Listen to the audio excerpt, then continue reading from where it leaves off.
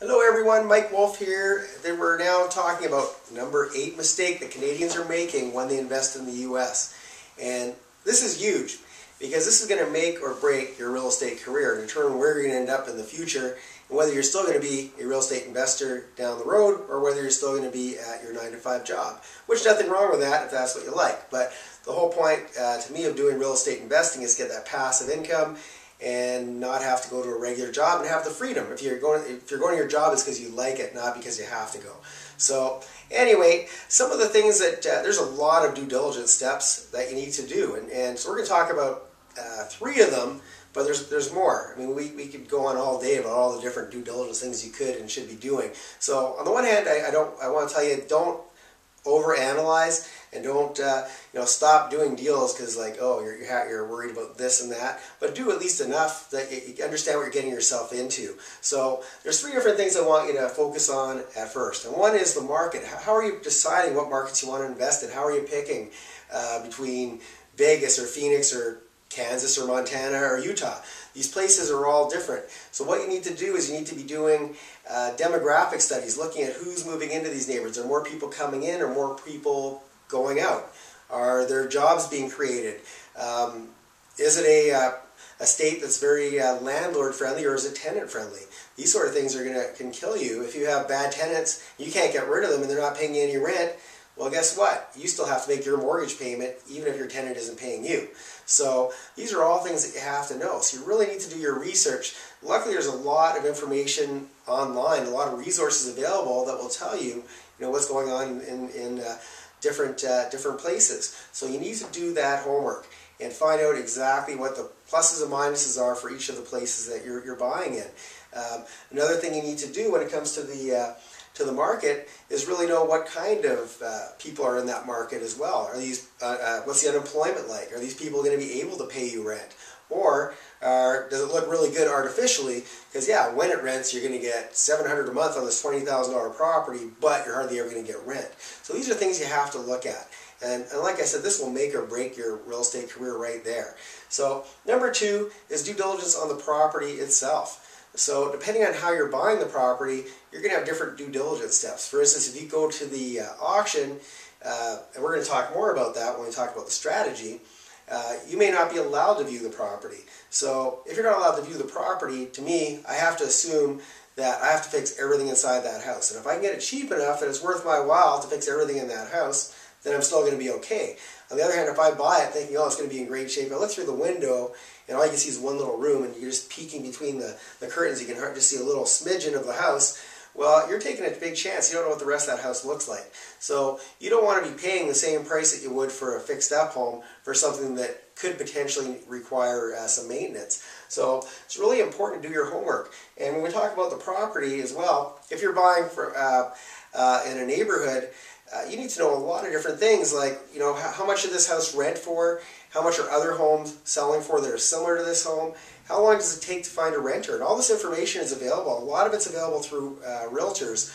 In the past few years, a lot of realtors in the United States have become property managers. The reason they've done that is there's not a lot of people buying. Not a lot of Americans are buying homes. So a lot of them decide, hey, I'll become property managers, look after rental properties, now I can generate some revenue for myself. So the MLS, the computer system, the database that realtors use in a lot of different markets now has rental information. So it'll tell you how much the homes are renting for that are similar to the one that you want to buy, and also how many days it took to find a renter. And that's really important because let's go to that other example again where you get $700 a month on this property. It's only $20,000 bucks. Well, that is awesome. Those numbers would look fantastic.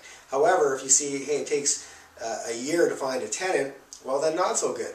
So you really need to know a lot of the stuff before you get yourself into this. You can't just, and never rely on information provided to you by other people that have something to gain from you doing the transaction, because they can give you very misleading information. Even a realtor, if they're sending you a list of comparables, other homes that have rented or sold, they can choose, oh, I'm going to take this one off because it doesn't really support the information that I want him to have. So they may take off, the home that sold really, really cheap and put one that happens to sell really, really high for whatever reason and take off the ones at the very bottom. So you have to really make sure the people involved are looking out for your best interest. So make sure you do a lot of homework on the property, and really what you need to know, the things you're going to need to know are what the current market value is, the fair market value of that property, also what's called ARV, after repair value. After I fix up this home and I have to sink in X number of dollars to get it rent ready or resale ready, depending on what you're going to do with it, what your exit strategy is, you need to know what that home is going to be valued at and what if your exit strategy is going to work. If you're paying too much for the property and you want to flip it, well, guess what? Your flip just became a buy and hold, even though you didn't want it to be that. So you have to be really, really careful. Thirdly, you have to do a lot of due diligence and understand the strategy that you're trying to achieve. So I'm going to give you an example here. If you go to auctions, and there's several different types of auctions. One of them is a tax deed auction, and I go to those quite frequently. I do tours to Houston where I teach other Canadians how to invest in the tax deeds. You can get some great deals there. There's also trustee auctions, and I've done those in Las Vegas and Phoenix in the past. And trustee auctions where a bank is selling the home, basically for the starting bid is usually they're trying to recover as much of that mortgage owing as possible. So, but you need to know what the steps are to protect yourself when you buy at these auctions, because you're buying the homes as is. And what a lot of people don't understand is that as is doesn't just refer to the condition of the property.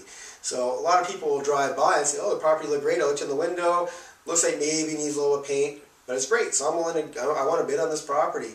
Well, you've done one of the due diligence steps, you haven't done nearly enough. You need to pull title, because one of the things they don't tell you is that you're buying title as is. And what that means is that maybe there's other liens on the house. And so you may think you're getting a clear title home, but you're not. So as an example, you might be buying a home at a trustee auction where, let's say it's worth $150,000, and you're getting it for $50,000. You think, wow, this is a smoking deal. I can't believe other people aren't bidding on this. And you think you're going to flip that home, make $100,000, and go ahead and do the next one. And that's all great until you get a call the next day from a bank saying, hey, did you buy the house at 123 Main Street? And you go, yeah, why? They go, well, you bought out the second mortgage. We have the first mortgage on there, and it's for $300,000. How do you plan on paying for that?